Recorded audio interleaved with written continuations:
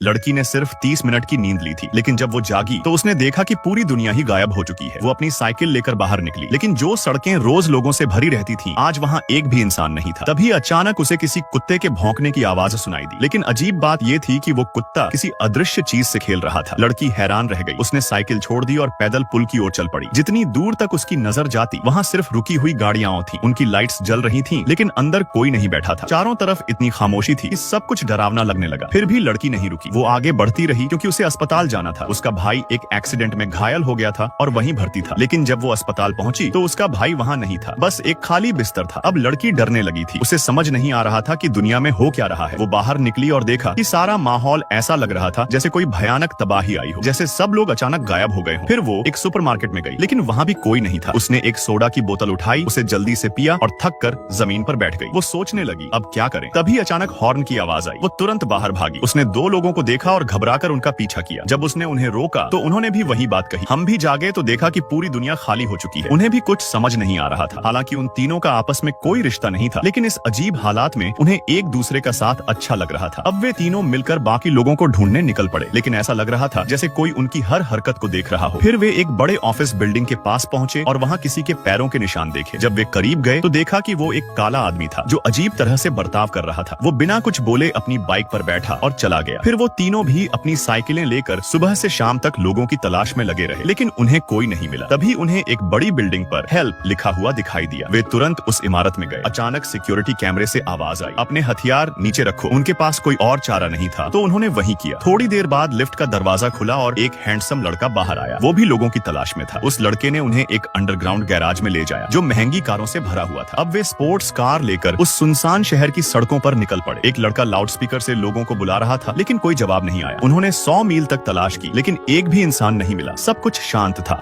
और फिर video like करने पर पार्ट 2 मिल जाएगा। और अगर फुल मूवी देखनी है तो कमेंट वाला ऐप डाउनलोड कर लो और पिन वीडियो देख लो।